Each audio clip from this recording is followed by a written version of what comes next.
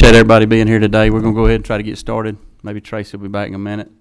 And Miss Penny is not here, as you can tell, and nobody is praying harder for her speedy recovery than me right now. So, but anyway, thank y'all for being here on Thursday afternoon. While we wait on Tracy, I know we've got a new member or two on here, so why don't we do some quick intros just so everybody knows who's on the committee now. What number are you down there, Steve? I'm Steve Tarvin from the 2nd District. I'm honored to serve with these people, and I look forward to working with you, and I thank you for allowing me to be on it. Kevin. Is that it? Right. What number are you doing? 22.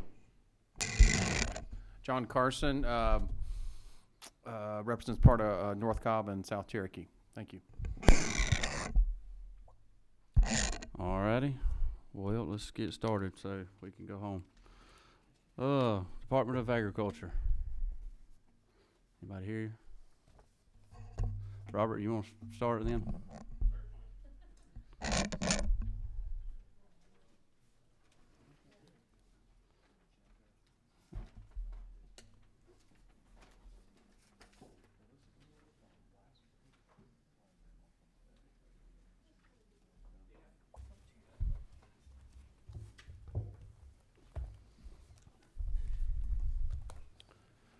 Good afternoon, Mr. Vice Chair and committee. Appreciate the opportunity to review the FY17 amended appropriations request. And I'd like to start by providing a couple of quick updates on questions and comments at our last meeting. And for the new members, Joanna is handing out a little mini budget book that we passed out at our last meeting, and then also a couple of handouts. And I have with me today Michelle Gray, our CFO. Update on the Georgia Drought Monitor. We talked about some that last week and got an update there. And the rains just prior to our last committee meeting and the rains since this last committee meeting have done a lot to help regarding wildfire issues. But the point that I'm wanting to make sure y'all see and understand is that 34% of the state remains in severe to extreme drought conditions. Took a while to get here. It's going to take a little while to get out. And for those of us from South Georgia, that first page, make sure you're looking at the right handout there. That first page looks pretty good for those of us from South Georgia. But if you'll flip to the next page, that's the wildfire projections from the National Interagency Fire Center. And based on the polar vortex, La Nina, and a bunch of other things way over my head, they're projecting a very significant fire season, as you can see on that second page, for South Georgia and Florida this upcoming spring. They were spot on with the fall fire season projections for North Georgia. We hope they're wrong for the spring South Georgia projections. And then Representative Watson, you asked a question about projected receipts from the disposal of old equipment when it's replaced. I didn't know the averages last week, but Michelle has worked up a table. That's the third page right there. And that's based on previous surplus equipment sales through the Forestry Commission, of course going through Department of Administrative Services, based on average sales receipts. And what you can see on that table is our 140 horsepower crawlers on average, by the time we get rid of them, an average age of 24, almost 25 years old. Average selling for $17,000 are truck tractors, the big heavy trucks that move equipment, average $4,000. The 95 to 115 horse tractors average about $16,000 each. So based on replacing the 49 pieces of old worn out equipment within the budget book there, we can estimate receipts from the sales of that equipment to be about $553,000. So as we've done in previous years, we'd like to use those receipts to replace 2 more old worn out tractors. So in other words, take receipts from the sales to replace 2 other tractors and further whittle down that $24 million deficit we have in replacing old worn-out firefighting equipment. Before I jump into the 17 amended, are there any questions on? I think so. All right, I'll jump in. In the governor's appropriations book, the budget book, GFC appropriations start on section or page 117. If y'all have a copy of that. Page 117, and you'll see minor adjustments and merit system assessments in each of our 4 program areas. And then on page 118, you'll see the governor's recommendation to add $10 million in funds to replace this old firefighting equipment. We very much appreciate the governor and OPB's recognition of our critical needs to replace this old equipment. And we ask this committee for your support on that proposal. Again, to place $10 million in our FY17 amended budget. And I'd also like to thank Heather, Jordan, and Chris with the Governor's Office of Planning and Budget. They made trips throughout the state to visit our units and inspect our operations and evaluate our equipment over this past year, so we really appreciate that. Lastly, I'd just like to say really appreciate this committee's ongoing support for forestry and the Georgia Forestry Commission. And by supporting forestry and the GFC, you're certainly helping Georgia citizens from an environmental standpoint, economic standpoint, and a public safety standpoint. So I'll stop with that and be glad to address any questions. Does anybody have any questions? I got one. The additional funds to retain the criminal investigators. How long have we been doing that? Can you tell us about that? Yes, sir. For the FY18 adjustment, what that is the governor's recommended salary adjustments for law enforcement officers. We have 5 full-time arson investigators. 2 years ago, this body changed the Georgia code to authorize GFC investigators to enforce all forestry laws.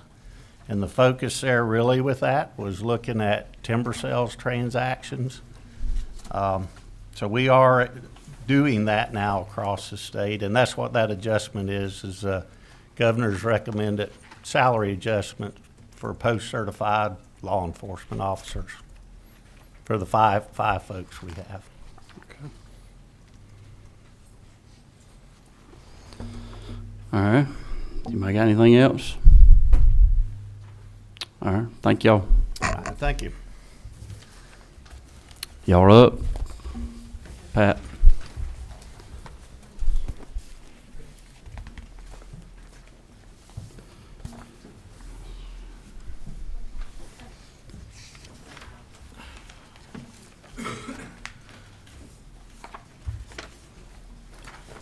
Chairman, committee, thank you all for giving me the opportunity to come back today and talk about the FY17 amended budget. One thing that we have now that we did not have, which Sydney just passed out, is our annual report. A lot of the numbers and statistics that I covered y'all up with in the last hearing are easily found in this document and should give you some good information about what happened to the department over the last year. There aren't a lot of changes in our amended budget, and that shows that the legislature and the governor were very kind to us in the 17 budget, and we played it out almost evenly. Besides the adjustment in the merit system, we have really one major ask for the amended budget, and it's the replacement of our fleet vehicles. We have 7 fleet vehicles, and they are all fairly old. We have the exception being 2 Kia Sorrentos that we purchased in 2012. But what you'll find, and you know, you may ask why the Department of Economic Development has a fleet of vehicles. When we have prospects that come to the state, we drive those prospects around. we need vehicles that are well-maintained, and we need vehicles that look nice, and we also need vehicles that are made in Georgia. And so what we'd like to do is replace, the priority is replace our oldest vehicles, which are Fords, with Kias. And that shows that when you come to Georgia, when you build in Georgia, when you create jobs in Georgia, we're going to support you. The state's going to purchase, and we're going to show you off.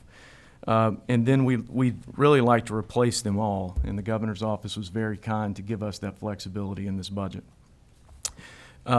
That's the only ad we have in this budget. So open for any questions, anything that I can help you with, but we really appreciate your support for that ad.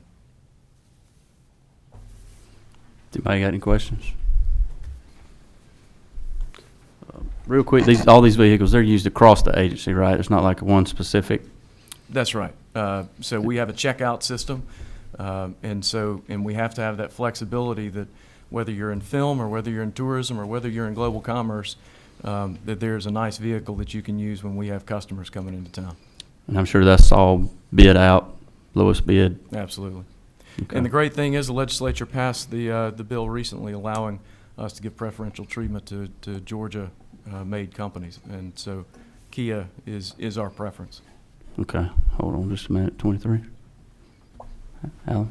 Thanks, Mr. Chairman. Commissioner, last time we chatted about incentive tax credits for the music industry. There was kind of some preliminary discussion about that. Any update that you can share with us? What your plan is? I believe the last I heard is that maybe Representative Dollar might be putting a bill forward that addresses at least some of our advice on the music incentives. So not an agency bill, but Not an agency bill, but again, we're here for any advice, and that you guys, if you have questions, we're trying to, like I said last time, of course, we want to make an impact, and we don't want to waste tax dollars. And so we really believe that the best impact that you can make is talent retention. Yeah. Okay. Good.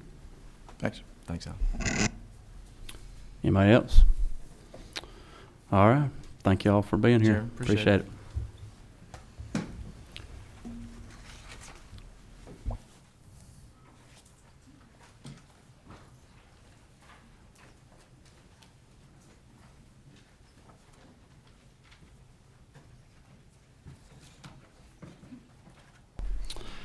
Commissioner Knowles, you're up next. You're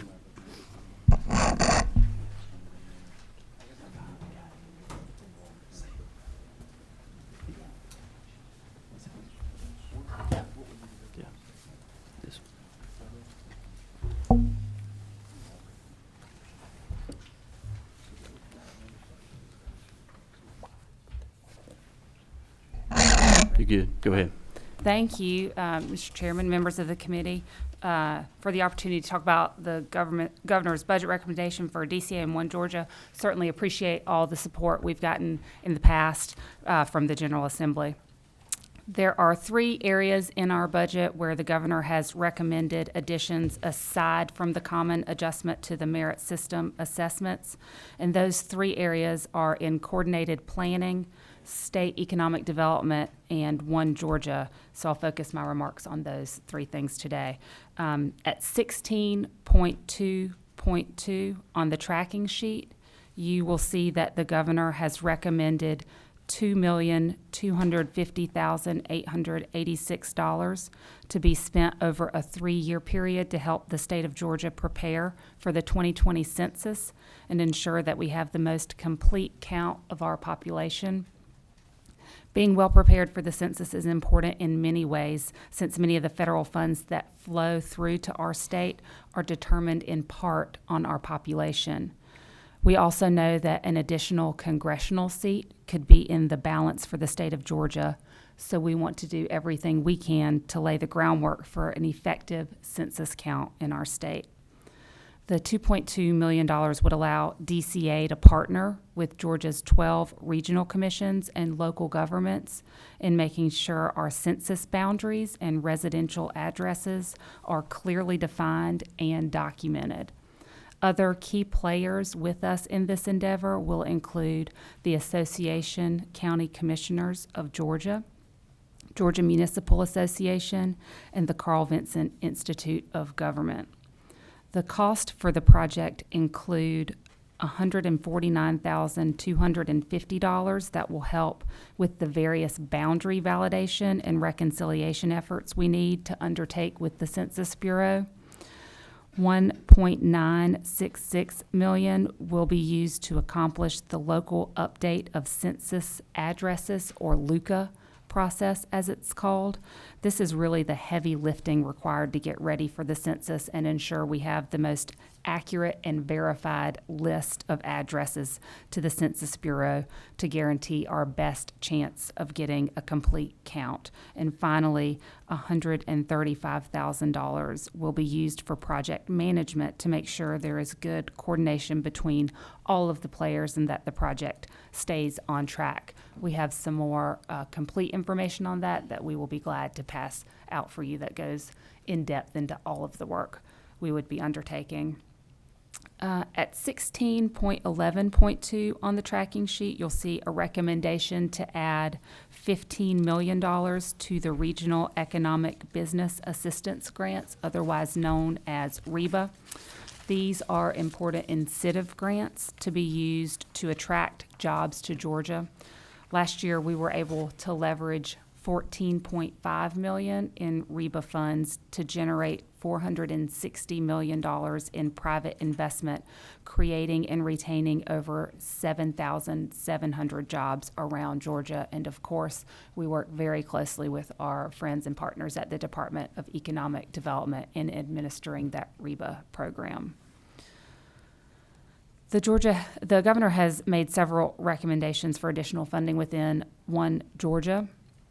As you probably know, in his State of the State address, the governor highlighted the construction of a new Georgia Cyber Innovation and Training Center, which will be a state-owned facility adjacent to the Augusta University Riverfront campus, designed to promote modernization in cybersecurity technology for private and public industries through education, training, research, and practical applications.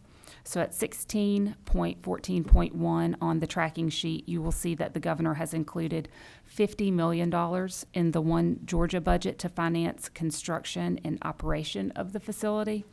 The preliminary budget includes $41.5 million to construct a 150,000 square foot facility, $2.1 million for staffing, $1.8 million for planning and design, utilities, and marketing, and $4.6 million to cover staff and operational cost until the building is fully leased. Groundbreaking is planned for this spring and opening within 18 months. The facility will be owned by the Georgia Technology Authority and operated under an MOU with Augusta University, which will handle day-to-day facility operations. The location in Augusta is a natural fit since the city is home to the U.S. Army's Cyber Command, the U.S. Army's Cyber Center of Excellence, and the National Security Agency. In addition, the U.S. Department of Defense plans to invest $2.1 billion on the construction of that new Cyber Command headquarters in Augusta. We know that state-owned cyber ranges are rare. Only 4 other states in the nation have them. And this Cyber Innovation Center will leverage state resources like research, infrastructure, and training with private industries to advance cybersecurity efforts here in Georgia. As the governor mentioned, there will be strong partnerships in the operation of the facility between various state agencies, including Georgia Technology Authority, the university system, the technical college system, Department of Economic Development, and others. And again, as with the census data, I believe you have additional information we will be handing out to you on that recommendation. At 16.14.2 on the tracking sheet, you'll see the governor is recommending $3 million, which will assist with design and planning costs related to an expansion of the convention, Savannah International Trade and Convention Center. Understand that they have some modernization efforts they are undertaking there in order to remain competitive. And at 16.14.3 on the tracking sheet, the governor has recommended $3.5 million to assist with infrastructure needs on Hutchinson Island. These funds will assist with the continuation of previous work funded by One Georgia on Hutchinson Island for the construction of a seawall. Finally, at 16.14.4 on the tracking sheet, the governor has recommended an additional $26.5 million for economic development projects to keep Georgia competitive in bringing high-quality jobs around the state. And on that, of course, we work very closely with our friends at the Department of Economic Development. Thank you, Mr. Chair. Happy to answer any questions.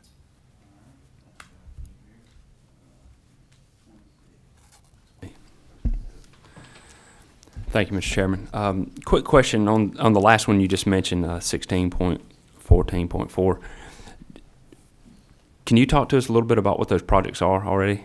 Because with the overlap and the additional funds for them, seems like we're kind of doing the same thing, which I know sometimes can be good, but Right. So all the money sits with us, both their money and our money. And so Right. there's a lot of close coordination. And really in One Georgia, there is money intended for communities to do things to prepare for economic development prospects. So they don't necessarily have a bird in hand. But we know that they may need, for instance, additional industrial land, or they may need some infrastructure in an existing industrial park, maybe more water capacity or something like that. So some of the money DCA is more heavily involved with in sort of the no bird in hand. Others of those funds are really reserved that our friends at Economic Development are more engaged with when there is a bird in hand, and it's more of that incentive money to close a prospect that is coming. In terms of the prospects that aren't closed, that we don't normally talk about those. right. Yeah, we've run into that before with this committee. So, all right, thank you. Yes, sir.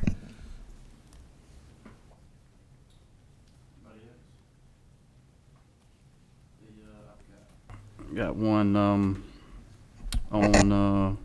the One Georgia money, the 16.14.4. Mm-hmm. Can you tell me what else that's for? The 26.5.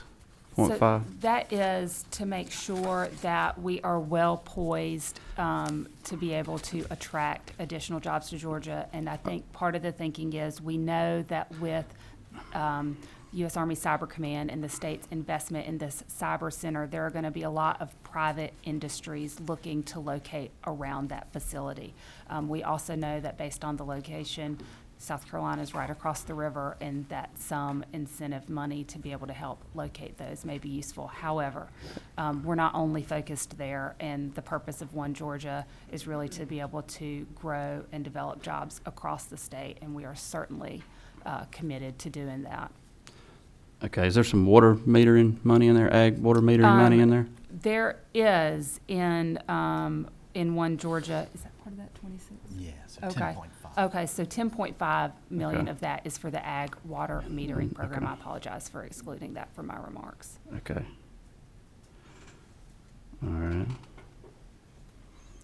Mr. Chairman, you want to explain what that program is to Commissioner Jeff up there? I'm not sure all of us have a good grasp of what that ag watering. Yeah, well, just so everybody knows, I think everybody knows what's going on in our state right now with the water situation, and I think this is an effort to put forth continued effort to make sure that we're monitoring our water use and doing what we're supposed to be doing, and it's a much needed thing in my neck of the woods for sure, and so this is, I think, a better way to help monitor that and make sure that we're doing our part. And so I'm glad to see that in there, because I know we've had some struggles there, but it's great to see. Was that was your question? I think this money in the census, I think Chairman Houston talked about that at our last meeting, how important that was, and how we needed to make sure that we followed through on that part. And if you can you just talk about the REBA money just real quick for some of the new folks? Just kind of tell them how it works and what y'all do with it. Sure. So that with REBA, again, in that role, DCA is really the bank on behalf of the Department of Economic Development. And so Commissioner Wilson and I work very closely as they are creating a pipeline of projects that we are competing with other states to locate. We know that we have to have some incentive money to get them here. And so really, we look at what an appropriate amount to offer would be, and then they kind of communicate where they are in the process with us. Once an offer is issued and accepted, then we step in and issue the funds. Okay. Then we got a question here. Representative Cook? Thank you, Mr. Chairman. Just on that kind of made me think about something else. I know attracting businesses from outside the states obviously is super important, but when we're using Georgia taxpayer money, can you talk a little bit about how often we do that for existing companies within the state of Georgia that maybe we can aid and facilitate growth there? So I'm not sure if we use REBA for expansion. Sure, that'd be great. So Representative Cook, REBA, and just to differentiate. Here, come up to the microphones. Yeah.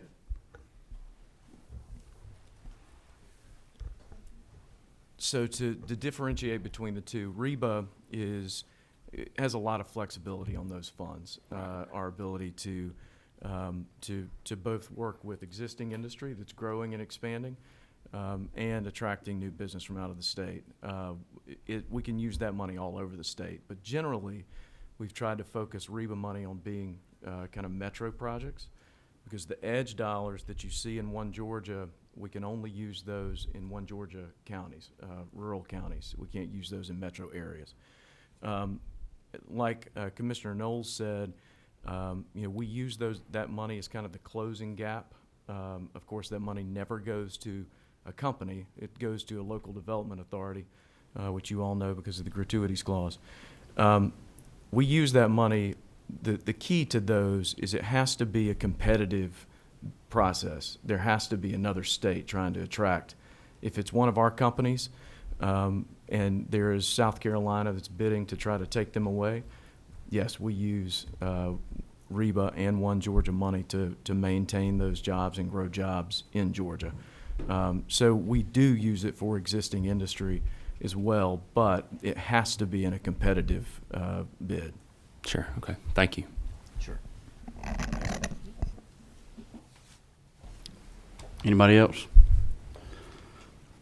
Well, I got one more. I just have to ask.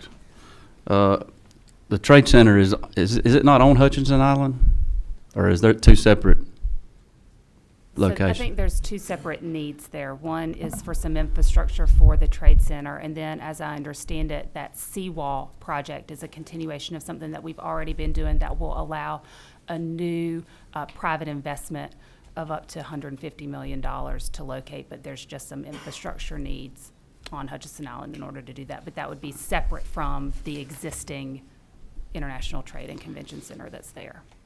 And the $3 million in the Trade Center, is that new construction, or is that just more? I don't believe it is new I square believe it's footage. design and planning Yeah. for expansion. Okay.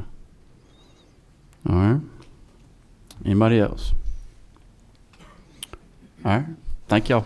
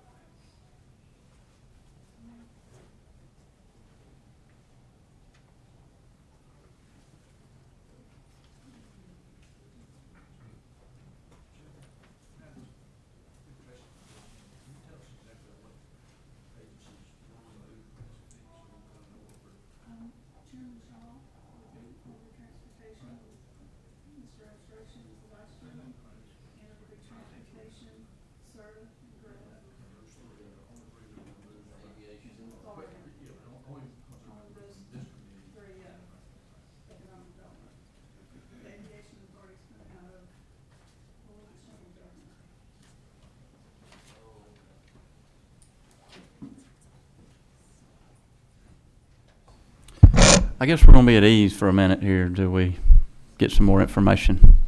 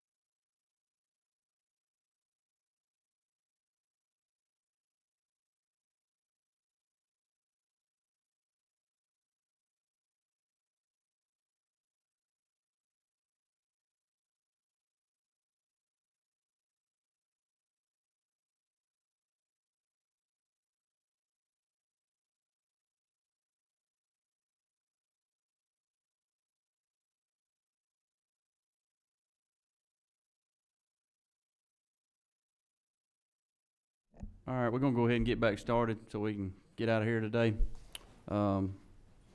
Kevin, do you want to go ahead and go first? Because I know yours. I'd be happy to. Are you ready? Yeah, I mean, we can do Commissioner. I know he just probably ran up the stairs. He may need to catch his breath a minute. he's a younger man than me. All right. Thank you, Mr. Chair. Glad to be here today. I know we're talking about amended 17. The reality is we have no changes recommended in the governor's budget from what was approved in the big budget last year. So I'm happy to answer any questions, but we have nothing really to discuss or talk about from that standpoint. Well, just before you step down, we've got a couple new members. Will you kind of just explain what you do with your money and Sure. where it goes and how all that good stuff? Okay, we're the Georgia Environmental Finance Authority, and we really have two operating divisions that are really involved in local government aspects. The primary one we operate is a loan program for water, sewer, and landfill work for local governments. We have 4 programs within that operation. 2 are federally funded and 2 are state funded. The 2 federally funded programs are called the Drinking Water and Clean Water State Revolving Funds. And those come with the federal requirements, but we offer really low interest rates utilizing those, and they're very popular with local governments. We have the state-funded Georgia Fund, which we utilize for projects. We have a cap on that program for $3 million per borrower per year. And we also utilize that Georgia Fund program for our landfill work. If local governments have landfill work, we're able to utilize the Georgia Fund for that. And we also utilize the Georgia Fund for any time we have economic development projects that come up. And you guys may recall last when I was here, I told you that Commissioner Beatty used to talk about economic development was the quarterback and community affairs was the fullback. Well, then Chifa was the water boy. So we help out when it comes down at the end of the economic development process. A lot of times communities need to do something from a water or sewer standpoint, and so we'll stand prepared to help them out and make some loans on decent terms, or certainly that make the deal workable. So we utilize the Georgia Fund as really our economic development arm. And then we have the Georgia Reservoir Fund, which is, as it states, it's primarily for water. It is exclusively for water supply projects, and so we utilize that as well for the long-term water supply projects. We're able to offer long amortization periods with that program. So that's our water side. And then our energy side, we're the home of the state energy program. We get some federal funds wherein we do energy assurance. We work with GEMA in that regard. We're the lead agency for Emergency Support Function 12. So when the State Operations Center is called to duty, as it was this past weekend, we're there manning the ESF 12, and that's utilities. That's working with Georgia Power, the EMCs, to track and monitor and make sure that folks are getting out there and fixing and restoring power as quickly as possible. We also are home to the Low-Income Weatherization Program in our energy group. That's a federally funded program wherein we work with community action agencies to basically weatherize or improve from an energy efficiency standpoint low-income homes.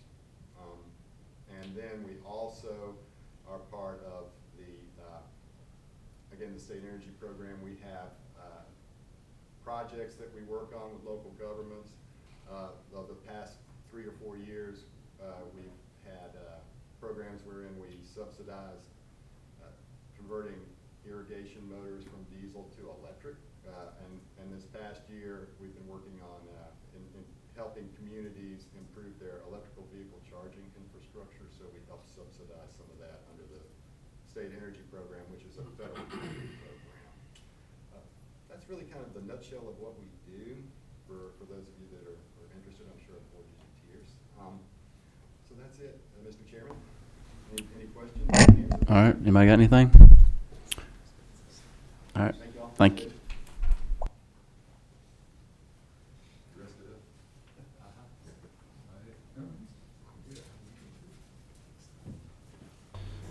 All right, Commissioner, you ready? You caught your breath? Thank you, Mr. Chairman. Mr. Chairman, members of the committee,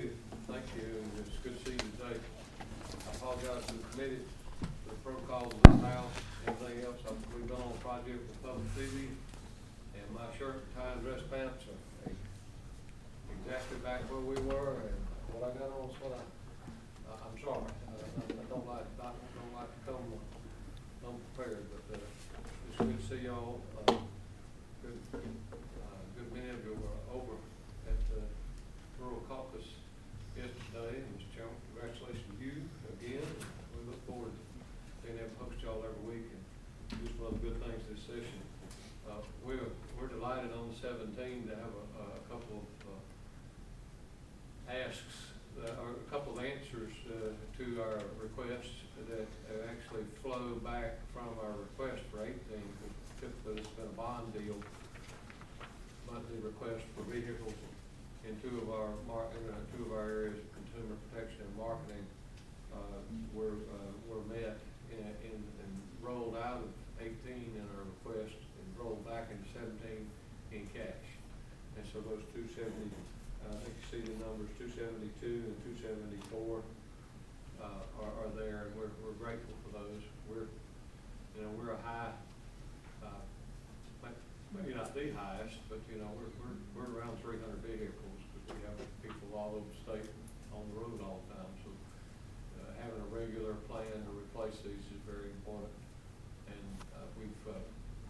we kind of went through that cycle of leasing them, and then now everybody thinks the best plan is to go buy them. So whatever, we just come back to our folks going to have cars, and we're grateful for that. If I could, Mr. Chairman, in a matter of kind of answering, I think we've got mighty good friends on this committee, and they pretty much know what we do, but could I mention one thing just about the budget structure that you may not know, and this might be helpful, because we get a lot of questions about it. And from a program-based budgeting standpoint of the department, there are really only 3 programs at the department proper, and that's consumer protection, marketing, and administration. And so everything that the department proper does is on those 3 things. But you see the other 2 things of the Athens and Tifton's veterinary diagnostic laboratories and Georgia, the poultry diagnostic laboratories. Those are actually, they're programmed in our budget, but actually those are not our employees. They now the poultry labs, the property's ours, but the employees aren't. And it's these kind of arrangements have just been over time, over the years. That's just kind of the way they come down. We're for all that. We work with all that. They actually perform some duties for us, but they are entities unto themselves. And so you might sometimes, if there's a specific request for them, you would hear us supporting that, or most of the time we'd be supporting it, but it would not actually be in our ask. Now, likewise with the attached agencies, and this is maybe the reason I want to mention it is just because it's a little more of recent history. The Soil and Water is now attached to us. The fairgrounds are attached to us, and so those are 2 that again are absolutely separate. Of course, the Agri Center being an authority, and then the commission actually still maintaining under law its status as an agency, but they're just attached to us. So once again, you might somewhere in the neighborhood in the future, not right now, but we would advocate for or have an opinion about one of those, but it would not be embedded in the department's request. And so those are kind of things, and if there may be a better historian than me that can remember how Humpty Dumpty got put together this way, but it's just kind of the way it is. But we do look forward to coming back to you on 18, Mr. Chairman, some things, and but we're pleased to be here for 17 today, and be happy to answer any questions the committee might have. All right, I think we've got one. 23, Representative Peake. Good to see you all. Yes. And this may be more to Tracy. So the replacement of the cars, this was bond money that was allocated in the original 17 budget, and now we're, no. No, sir. No, sir, this is just an ad. This, they put in the But- cash. Asked for in That's what 18, got it. but the governor made a strategic decision about cash over bonds. Sounds good. Yes, sir. And just to, I guess, add on to that, that's, those are a lot of different shapes and sizes of vehicles. It's not like you've got some four-wheel drive trucks and some bigger, so you've got a kind of a mixture of, We do know that Vehicles. this, I don't believe this buy will be the heavy-duty ones. Y'all helped us last year on our big scale truck, which is kind of a big monster. But I think a good many of these will be either Fusions or F-150s, Okay. I believe. okay. And I'm assuming that'll all be, quoted out and, Oh, yes, sir. Bid. This DOAS actually handles all Okay. that through Alright. their vehicle acquisition crowd, and we do exactly what they say. all right. Anybody else? All right, thank you, Commissioner. Thank y'all. Good to see you today. Who's next?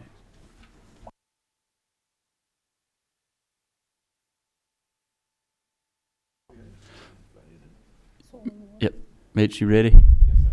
You back there hiding? I don't blame you. I've been hiding all day today.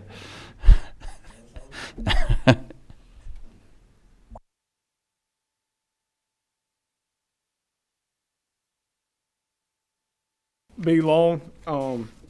We had a pretty uneventful FY17. Only $180 decrease, and that's to simply reflect an adjustment in our merit-based system.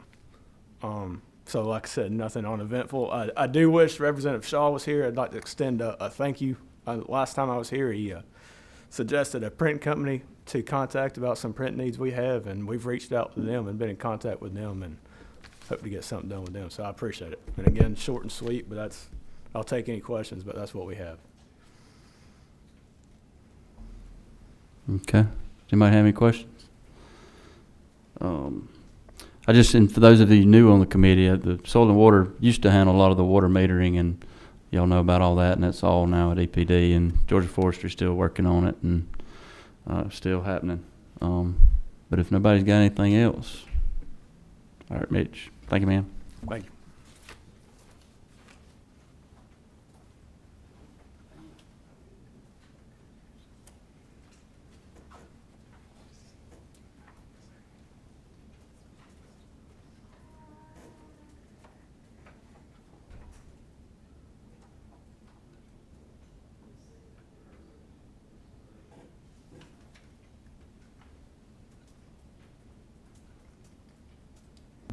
We'll be at ease for a minute. Thank y'all.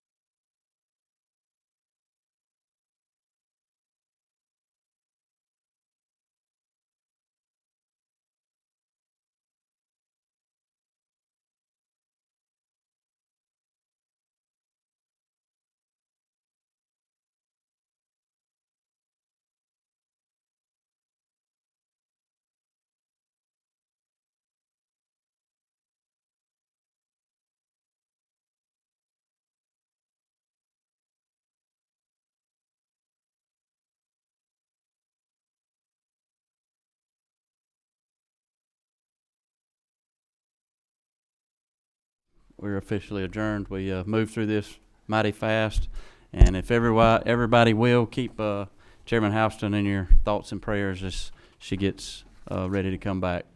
Thank y'all for being here.